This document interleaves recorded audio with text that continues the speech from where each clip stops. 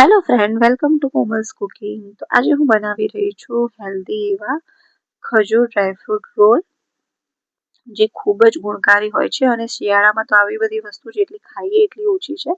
તો ચાલો બનાવવાનું શરૂ કરીએ. તો એના માટે મેં અહીંયા સોફ્ટ વેરાયટીની ખજૂર લીધી છે. તમે કોઈ પણ ખજૂર લઈ શકો છો, પણ જો ખજૂર સોફ્ટ હશે તો કુકિંગ ટાઈમ થોડો ઓછો થશે અને જો હાર્ડ હશે તો કુકિંગ ટાઈમ વધી જશે. હવે આપણે બધી ખજૂરમાંથી બિયા કાઢીને આવી રીતે રેડી કરી લઈશું. હવે એક પેન ગરમ કરીશું અને એમાં ડ્રાયફ્રૂટ ડ્રાય રોસ્ટ કરી લઈશું. અહીંયા મેં કાજુ, બદામ, અખરોટ અને પિસ્તા લીધેલા છે. તમે તમારી ચોઈસના કોઈ પણ ડ્રાયફ્રૂટ લઈ શકો છો અને થોડા એને ઠંડા કરી લઈશું. ઠંડા થાય પછી આપણે એને એક મિક્સર જારમાં ટ્રાન્સફર કરી લઈશું અને એને ગ્રાઇન્ડ કરી લઈશું. અહીંયા એકદમ બારીક પાવડર નથી કરવાનો, એને દરદરું જ રાખવાનું છે.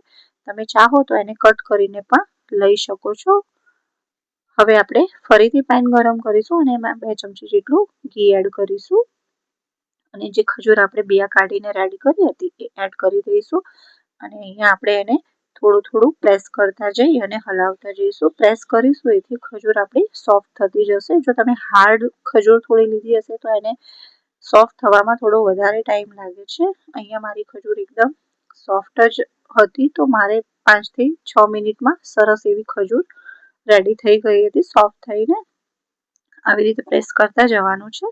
હવે ખજૂર સરસ એવી શેકાઈ ગઈ છે, તો એમાં મેં ઇલાયચી પાવડર એડ કરી દીધો છે. હવે એમાં કોપરાનું છીણ એડ કરી દઈશું અને જે ડ્રાયફ્રૂટ આપણે ગ્રાઇન્ડ કર્યા હતા એ પણ એડ કરી દઈશું. અહીંયા તમે દરેક વસ્તુ તમારા ચોઈસ પ્રમાણે વધારે ઓછી એડ કરી શકો છો અને બધી વસ્તુને આપણે ધીમે ધીમે સારી રીતે મિક્સ કરતા જઈશું. એકદમ પ્રોપર આપણે ડો બાંધીએ એ રીતે આવે આવી રીતે ત્યાં સુધી આપણે એને મિક્સ કરવાનું છે. હવે એને થોડું ઠંડુ થવા દઈશું અને એક થાળીમાં આપણે કોપરાનું છીણ અને ખસખસ એડ કરી દઈશું અને જે ખજૂરનું મિક્સચર છે એનો આવી રીતના લાંબો રોલ તૈયાર કરી લીધો છે, એને કોટ કરી લઈશું સારી રીતે. આવી રીતે બધી બાજુ કોપરાનું છીણ અને ખસખસ કોટ થઈ જાય એવી રીતે આપણે એને મિક્સ કરતા જઈશું સરસ. અને પછી આપણે એને 2 કલાક માટે સેટ થવા મૂકી દઈશું.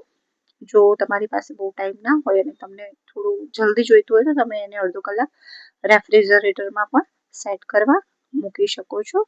હવે 2 કલાક પછી આપણે એને કટ કરી લઈશું. થોડી અહીંયા ખજૂર આપણી જે રોલ છે એ હાર્ડ થઈ ગઈ એટલે કટ કરવામાં આપણને મજા આવશે. જો તમે તરત કટ કરશો તો એના પીસ સરખા નહીં પડે.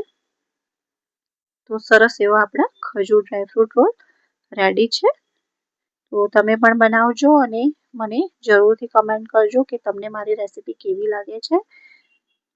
અને જો મારી ચેનલને હજી સુધી સબસ્ક્રાઇબ ના કરી હોય તો પ્લીઝ કરી દેજો અને મારા વિડીયોને લાઈક અને શેર કરજો. મળીશું ફરીથી એક નવી રેસીપી સાથે. ત્યાં સુધી બાય બાય.